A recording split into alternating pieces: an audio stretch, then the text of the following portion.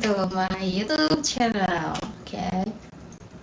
Kali ini langsung aja sesuai janji aku. Tapi sebelumnya aku tuh punya janji di Instagram kayak mau nge-share gimana caranya aku nurunin berat badan aku sekitar 10 kilo lebih ya.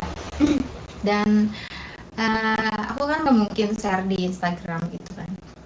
Gak mungkin aku share di Instagram story aku sebanyak ini gitu. Jadi sekalian aku share di YouTube gitu, biar nanti setelah video ini selesai diedit, di publish di YouTube, bisa di share linknya ke Instagram dan jadi informasi buat mereka yang membutuhkan pengalaman dari aku. Jadi ini mah intinya pengalaman aku gitu ya. Jadi jangan bandingkan dengan pengalaman orang-orang.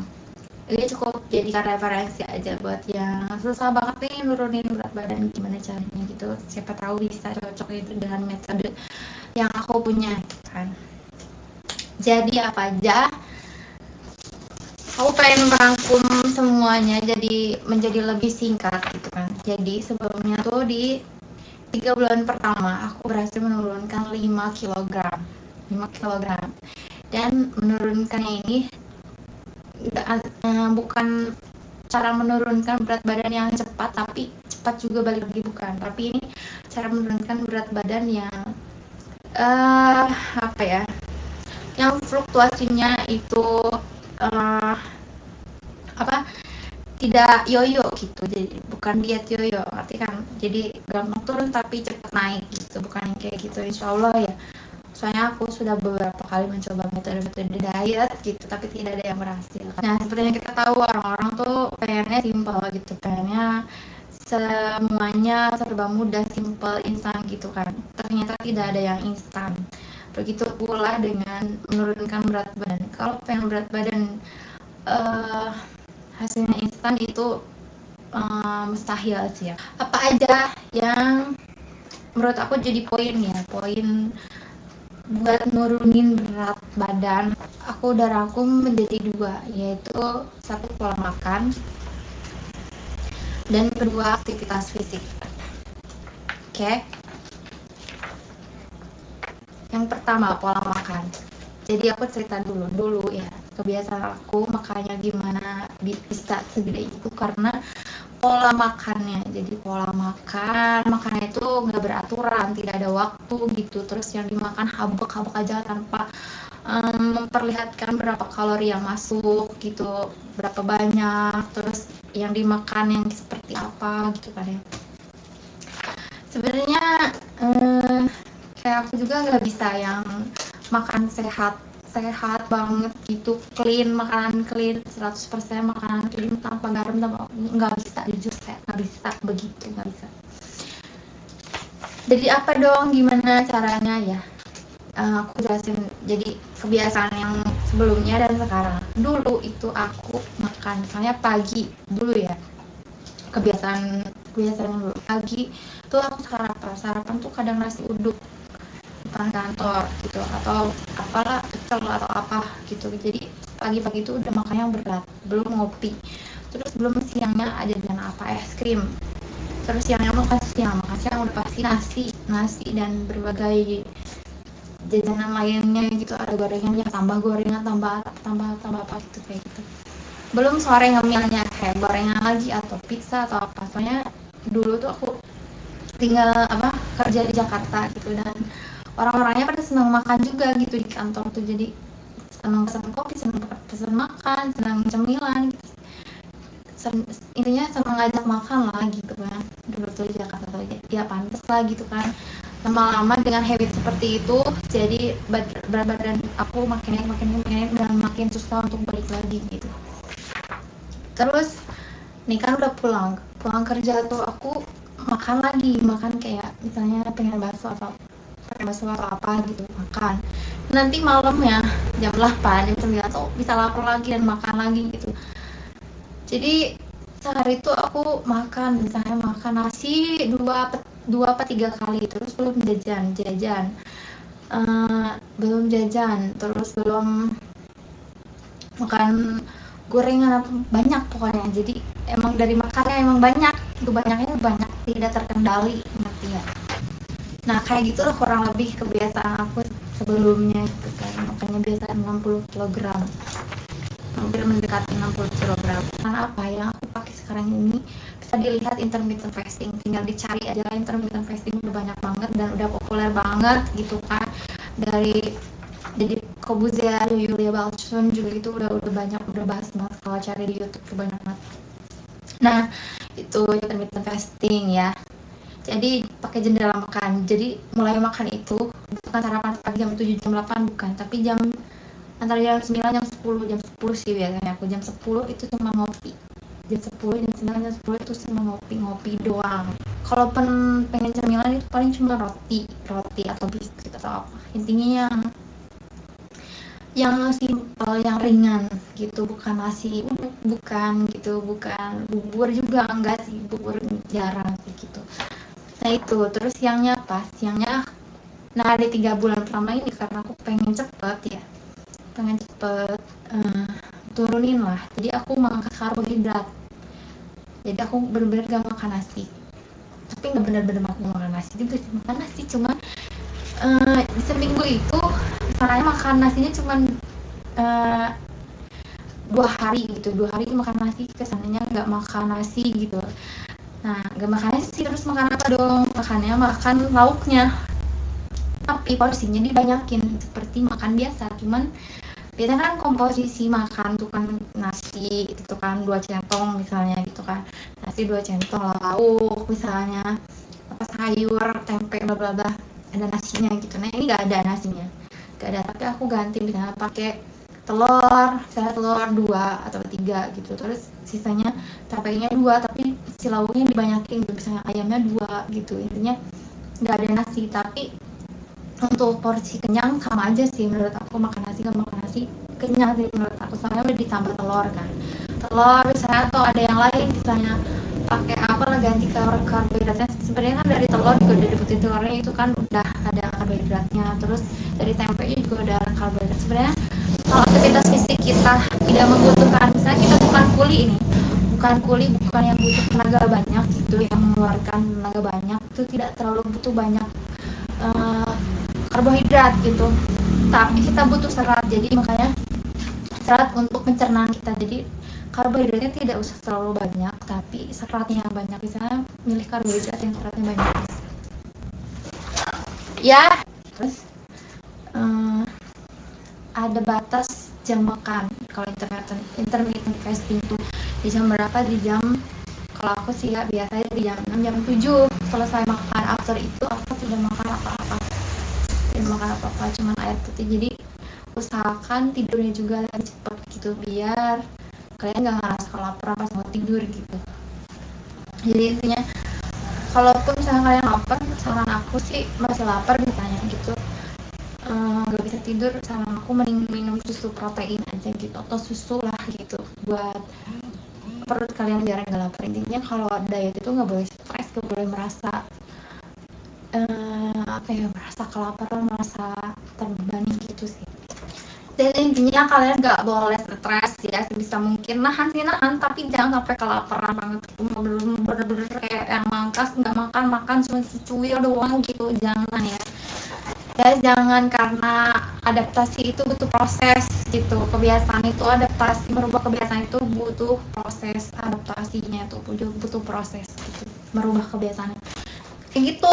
Jadi kebiasaan aku makanya banyak banget, jadi dipangkas seperti itu, tapi tidak buat aku kelaparan. Jadi prinsipnya gini deh, prinsipnya kayak yang penting gue udah makan, gue nggak lapar dan gue nggak kelaparan, dan gue udah makan, gue nggak perlu jajan, gue nggak perlu makan berlebih gitu. Kalaupun mau ngicip aja seperlunya gitu, asal lu bisa ngerasain aja. Misalnya lu nggak kuat pengen keripik atau apa, cobain lah gitu, cuman jangan banyak ya, segini misalnya gitu. Jangan yang satu plastik lu habisin semua langsung gitu, jangan gitu ya. Apalagi nih yang kedua, aktivitas fisik ya jelas ya, pas gua kebiasaan gue di pas berat badan gue segitu, itu benar gak olahraga gitu kan, bukan gak olahraga sama sekali, olahraga cuman kayak mungkin sebulan kehitung lari misalnya ke GBK paling seminggu sekali, itu pun susah kadang wacana, minggu depannya enggak, minggu depannya baru lari lagi gitu, kayak nggak pernah olahraga gitu guys. Terus bedanya apa dengan kebiasaan aku sekarang aktivitas fisiknya, yaitu ada yang berubah tentunya, apa, workout. Workout adalah apa, semacam latihan gitu di rumah. Boleh by aplikasi gitu kan, sudah banyak sekarang, by YouTube gitu, apa, workout di YouTube itu udah banyak. Salah satunya itu aku pakai workout dari channelnya Chloe Ting, kalau yang membentuk habis itu. Karena aku tujuannya tuh dibentuk gitu ya, bukan hanya menurunkan tapi membentuk gitu, gimana caranya badan itu bagus, intinya nggak burayot. Walaupun banyak juga kan orang yang kurus tapi perutnya skinny fat gitu, jadi walaupun kurus tapi bagian-bagiannya tuh tidak indah gitu, bagian-bagian bentuknya tidak indah gitu. Nah, aku tuh sangat tidak mau ya kurus seperti itu, jadi aku pengen kurus tapi kurus yang tidak tepos gitu, maksudnya tidak ngorot kering gitu, terlihat penyakitan gitu, nggak mau ya, nggak mau kayak gitu, yang aku hindarin sih. Makanya sekarang juga aku tidak berusaha menurunkan lagi, aku sudah cukup di 47 kilo. Kalau bisa sih muscle-nya ditambah terus gitu, kayak masa ototnya dibangun terus gitu sih, lebih ke dirajinin workoutnya kayak gitu. Jadi yang perlu kalian ada merubah kebiasaan tuh, olahraga tuh dijadiin habit, dijadiin kebiasaan, walaupun hanya 10 menit sehari misalnya, atau 2 hari sekali deh kamu workout 10 menit, sempetin deh, kayak ini ya, lu misalnya sholat 5 waktu kan, 10 menit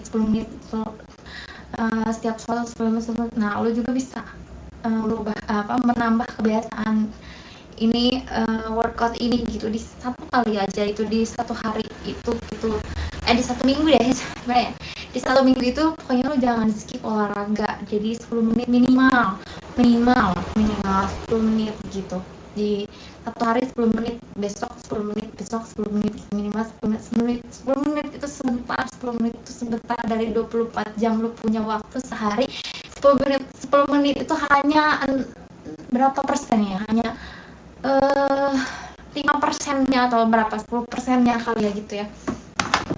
Jadi usahakan bisa menyempatkan gitu, walaupun hanya 10 menit, kalau bisa setiap hari gitu, kalau enggak 2 hari sekali kayak.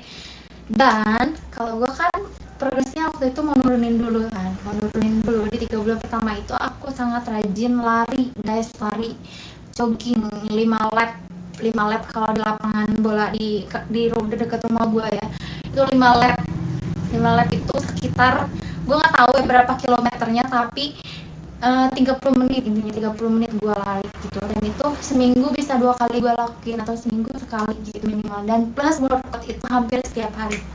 Jadi kan beda banget kan kebiasaan gue yang ini sama yang ini, beda banget kan.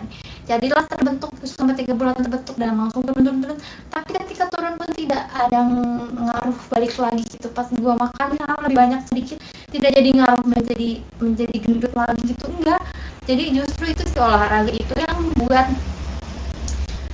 badan kita terkunci gitu, sudah turun terkunci, itu olahraga. Workout lebih ke workoutnya ya, lebih ke membangun ototnya itu gitu. Nah, ini uniknya. Terus kan di 3 bulan pertama itu tuh aku rajin banget yang namanya lari apa segala macam, itu bener-bener intens, bener-bener olahraga 3 bulan pertama itu bener-bener intens. Jadi olahraga di 3 bulan pertama itu bener-bener intens ya, bener-bener rajin banget olahraga gitu. Nah, tapi di bulan-bulan berikutnya tuh aku biasa aja padahal gitu, tapi tetap tidak melupakan workout itu. Misalnya di 1 minggu itu tidak pernah terlewat, misalnya adalah 2 kali 10 menit atau 3 kali 10 menit gitu. Dan aku tuh kan selain kan kardionya nih, latihan kardionya, selain aku lari kan aku juga seneng dance gitu ya. Nah, itu dance juga membantu workout kardio aku gitu. alternatif selain aku lari itu cardio itu di dance itu gitu.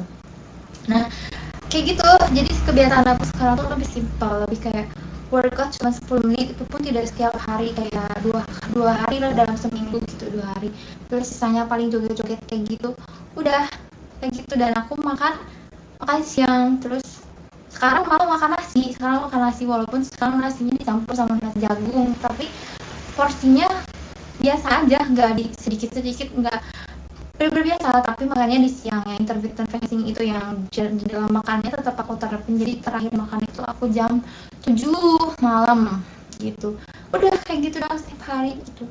Jajan kadang, tapi jarang banget sih aku jajan, maksudnya jadi kayak jajan tuh maksudnya gini, kayak misalnya lu kayak gue kan kemarin misalnya beli congki malam-malam, jam 7 tuh gue jajan congki. Nah itu tuh udah jadi makanan gue nggak makan nasi lagi gitu. Jadi jajannya tuh kalau lu jajan berarti lu makan gitu kan. Kalau orang Indonesia sekarang kan belum makan nasi, belum makan lagi itu, terus jangan diterapin gitu kayak gitu. Yang penting lu udah makan, perut lu udah keisi aman gitu, gak perlu lu makan lagi atau berlebihan gitu dalam mengisi perut lu, kayak gitulah pokoknya. Nah ini lagi yang menarik ya, dalam proses menurunkan berat badan itu aku tidak sama sekali menggunakan suplemen pelangsing, ngurus korset atau apa gitu segala macam, nggak pakai yang kayak gitu ya, nggak pakai. Terus apa dong gitu ya, itu kopi, dari kopi. Jadi aku tidak makan suplemen kayak pelangsing gitu, apa minuman kayak gitu, atau tablet nggak minum kayak gitu ya guys, karena itu nggak sehat. Dan gue juga pernah, dan itu cuman sehari doang, paling lu BAB lebih banyak, terus turun sekilo, besoknya naik lagi. Itu cuma kayak membuang fat lu aja, tapi tidak menurunkan berat badan lu tidak. Nah seperti itu. Jadi paling aku membantu pencernaan aku tuh dengan kayak minum kopi itu juga kan merangsang pencernaan, jadi pengen berak gitu kan. Terus saya minum kayak yogurt, terus Yakult ya, susu, terus makanan pedas juga termasuk merangsang pencernaan lu. Tapi terlalu banyak, terlalu pedas juga gak bagus sih, jadinya susah berak gitu, menurut aku susah berak kadang kayak gitu. Jadi pedasnya juga pedas yang wajar lah gitu. Udah kayak gitu doang.